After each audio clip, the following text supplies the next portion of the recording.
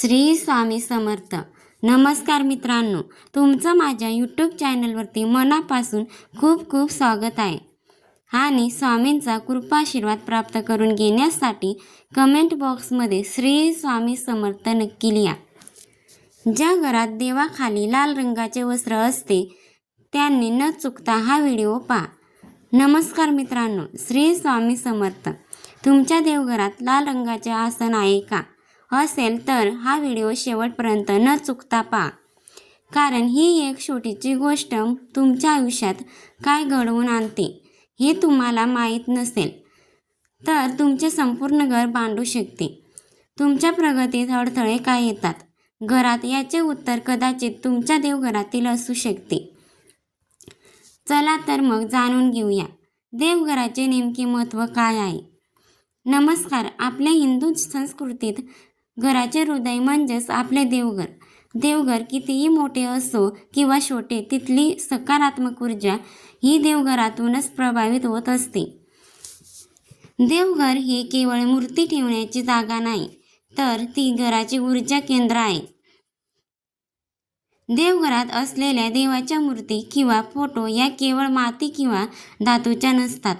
जेव्हा आपण त्याची मनोभावे पूजा करतो तेव्हा त्यामध्ये सात्विक लहरी निर्माण होत असतात. सकाळी आणि संध्याकाळी देवघरात दिवा लावल्याने घरातील नकारात्मक ऊर्जा नष्ट होते. दिवसभराच्या धावपळीनंतर देवासमोर 2 मिनिटे बसल्याने मन शांत होते. जो माणूस देवपूजा करतो केवळ ही कृती नसून ती ईश्वराची जोडली जाण्याची प्रक्रिया आहे. शास्त्रानुसार आणि परंपरेनुसार देवपूजा करताना काही गोष्टी लक्षात ठेवणे अत्यंत महत्त्वाचे असते. देवपूजेला बसण्यापूर्वी स्नान करून स्वच्छ धुतलेले वस्त्र परिधान करावेत. जमिनीवर थेट बसू नये. पूजेसाठी लोकरीचे किंवा स्वतंत्र आसन वापरावे. ते आसन कोणाशी शेअर करू नये. मनात राग किंवा वाईट विचार नसावेत. शांत चित्ताने नामस्मरण करत आपल्या देवाची पूजा करावी. आपले तोंड हे पूर्व किंवा उत्तर दिशेला असावे.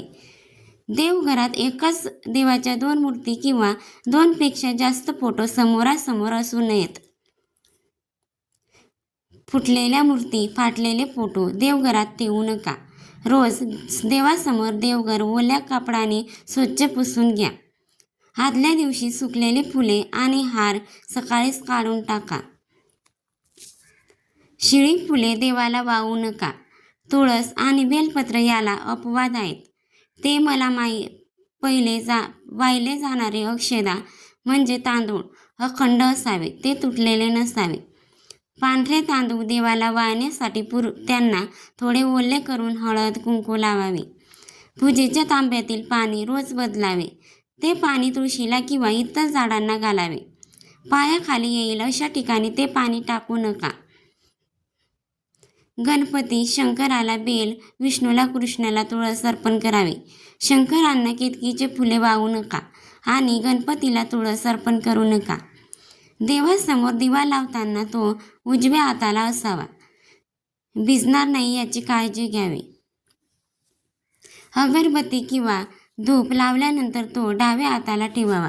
देवाला नैवेद्य दाखवण्यापूर्वी त्यावर तुळशीचे पान ठेवावे किंवा पाण्याने मंडळ करावे. त्यानंतर तो लगेच तिथून उचलून वाटावा. शेवटी क्षमा प्रार्थना नक्की करावी. मला मंत्र माहीत नाही, विधी माहीत नाही. माझ्याकडून पूजेत जर काही चूक झाली असल्यास मला क्षमा करा. पूजन नंतर लगेच आसनावरून उठू नये. आसनाखाली थोडे पाणी सांडून ते डोळ्यांना लावावे. आणि अगदी छोटे चुका असतात, या जरी आपण पाळल्या तरी आपल्याला संपूर्ण देवपूजेचे फळ मिळत असतं. आणि त्याचबरोबर बघा, ज्या वेळेस या छोट्या चुका आपल्याकडून होतात त्यावेळेस आपण कष्ट करतो, मेहनत करतो, पण तरी त्या कष्टाचं मेहनतीचं फळ हे आपल्याला मिळत नसतात. तरी ह्या छोट्या चुका ज्या आहेत, ज्या आपल्याकडून होतात ते आपल्याला पाळायच्या असतात. आता त्यानंतर वळूया आपल्या सर्वात महत्त्वाच्या विषयाकडे. तो म्हणजे ज्या घरात देवघरात देवांखाली आपल्या देवाखाली लाल रंगाचे आसन टाकलेले असते. त्यासाठी पुरुषांनी नक्की बघा, नाहीतर आपल्याला करावा लागेल. त्याचबरोबर जर तुम्हाला हा व्हिडिओ आवडला असेल तर व्हिडिओला लाईक करा, चॅनलला सबस्क्राईब करा आणि कमेंट बॉक्समध्ये जय माता लक्ष्मी लिहायला अजिबात विसरू नका, जेणेकरून माता लक्ष्मीची कृपा तुमच्या कुटुंबावर, मुलांवर अगदी भरभरून अशी कृपा होईल. देवघरात देवाच्या मूर्ती किंवा फोटो खाली कापड म्हणजे आसन ठेवणे हे केवळ सजावट नसून त्यामागे खोल धार्मिक, शास्त्रीय आणि आध्यात्मिक कारण आहे. शास्त्रीय दृष्टिकोनातून विचारातील जेव्हा आपण देवाची पूजा करतो, मंत्र जप करतो किंवा दिवा लावतो, तेव्हा तिथे एक विशिष्ट प्रकारची सात्विक ऊर्जा निर्माण होते. जर तुम्ही थेट जमिनीवर किंवा एखाद्या कापडावर ठेवली तर ती जमिनीद्वारे शोषली जाऊ शकते. कापडाच्या असण्याला ऊर्जेला धरून ठेवण्याचे आसन काम करते, ज्यामुळे देवघरातील सकारात्मक ऊर्जा टिकून राहते. आपल्या घरी जेव्हा एखाद्या सन्माननीय पाहुणा येतो तेव्हा आपण त्यांना थेट जमिनीवर बसवत नाही, तर सतरंजी किंवा सोफ्यावर बसवतो. देवतांचा मालक आहे, त्यांना सन्मान देण्यासाठी आणि त्यांच्याबद्दलची आपली भक्ती व्यक्त करण्यासाठी आपण आसनाचा वापर करत असतो. बऱ्याचदा देवांची मूर्ती पाषाण, धातू किंवा मातीच्या असतात. थेट जमिनीच्या संपर्कात आल्यास त्या आर्द्रतेमुळे त्या काळवंडू शकतात किंवा त्यांना गंज चढू शकतो. कापडामुळे फोटो घासण्यापूर्वी वाचतो. बघा, आसनाच्या रंगाचा आपल्या मनावर आणि वातावरणातही मोठा परिणाम होतो. देवघर हे घराचे सर्वात पवित्र ठिकाण आणि असे कापड अंतरल्यामुळे मूर्तीच्या खाली धूळ साचत नाही. हे कापड वेळोवेळी धुता येते किंवा बदलता येते. त्याच्यामुळे देवघरात नेहमी चैतन्य आणि ताजेपणा जाणवतो. कापड सुती किंवा रेशमी वापरावे. आसन फाटलेले, ते मळलेले किंवा जळकटलेले नसावे. दर 15 दिवसांनी किंवा महिनाभराने ते नक्कीच बदलावे, शुभ मानले जाते. नवीन आसन किंवा नक्कीच 15 दिवसांनी किंवा महिन्याने तुम्ही देखील बदलायचे असते. त्यात कुलदेवतेच्या आवडीनुसार किंवा वाराप्रमाणे तुम्ही आसनाचा रंग जो आहे तर तो बदलू शकता. आता सर्वात महत्त्वाचं ते म्हणजे ज्या घरामध्ये देवघरात आपण लाल रंगाचे आसन टाकलेले असते, म्हणजेच वस्त्र टाकलेले असते, तर त्याने बघा नेमकं तुमच्यासोबत काय घडत असते. जर तुम्ही देवाची सेवा करत असाल किंवा हनुमानाची उपासना करत असाल तर लाल रंग अत्यंत शुभ मानला जातो. परंतु जर तुमच्या कुंडलीत मंगळ असेल किंवा घरामध्ये विनाकारण वाद होत असतील तर ती लाल रंगाचा वापर चुकीच्या पद्धतीने केल्यास त्याचे परिणाम उलट होऊ शकतात. दारिद्र्य त्याला निमंत्रण देते. जर तुम्ही नियमांचे पालन केले नाही तर घराची शांतता भंग होऊन आर्थिक नुकसान होऊ शकते. म्हणूनच म्हटले जाते की योग्य माहितीशिवाय केलेला बदल घरभर बर्बाद करू शकतात. लाल रंगाचा आसन शुभ मानले जाते, पण ते कोणासाठी आणि कधी वापरावे याचे काही नियम आहेत. लाल रंग शुभ मानला जातो कारण शास्त्रानुसार हा रंग शक्ती, चैतन्य आणि मंगलतेचे प्रतीक आहे. लाल रंगामुळे देवघरातील सकारात्मक ऊर्जा टिकून राहण्यास मदत होते. श्री गणेश, देवी दुर्गा आणि हनुमानजी यांच्या पूजेमध्ये लाल रंगाच्या सर्वोच्च प्राधान्य दिले आहे.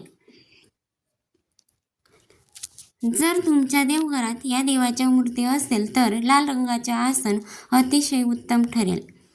पण कधी हे आसन लाल रंगाचे असे टाकू नये. बघा, असं म्हणजेच मळकटलेले, तेलकट किंवा फाटलेले, जळालेले आसन हे नकारात्मक आणि दारिद्र्य आणते. अशा आसनामुळे घरात कटकटी वाढू शकतात.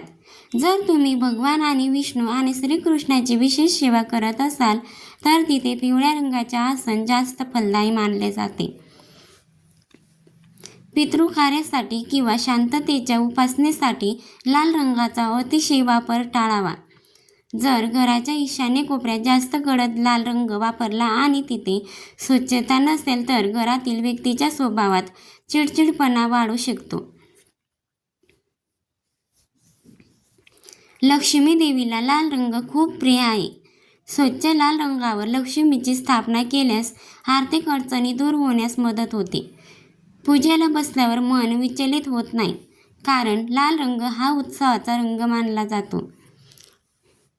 लाल रंगाचे आसन टाकले तर चुकीचे नाही, पण ते कसे ठेवावे महत्त्वाचे आहे. जर तुम्ही ते आसन कधीच धुत नसाल, त्यावर धूळ साचली असेल किंवा ते जळालेले असेल, फाटलेले असेल तर ते त्वरित बदला. अन्यथा ज्या देवांची तुम्ही सेवा करत आहात तिथूनच नकारात्मक ऊर्जा, नकारात्मक लहरी निर्माण होऊ शकतात आणि तुमच्या प्रगतीत बाधा येऊ शकतात. थोडक्यात सांगायचं तर लाल रंगाचं आसन सतत टाकणे शुभच आहे. फक्त ते शुद्ध स्वच्छ. त्याचबरोबर तुम्ही अजूनही वेगवेगळ्या रंगाचे आसन टाकू शकता. त्यामुळे तुम्ही पिवळ्या रंगाचे आसन देखील वापरू शकतात. ते सुद्धा खूप महत्त्वाचे मानले जाते. मित्रांनो आणि मैत्रिणींनो, जर तुम्हाला हा व्हिडिओ आवडला असेल तर व्हिडिओला एक लाईक करा. चॅनलवरती नवीन असाल तर सबस्क्राईब करा आणि हा व्हिडिओ जास्तीत जास्त लोकांना शेअर करा. आजचा व्हिडिओ पाहिल्याबद्दल तुम्हा सर्वांचे मनापासून खूप खूप धन्यवाद. श्री स्वामी समर्थ. जय जय स्वामी समर्थ.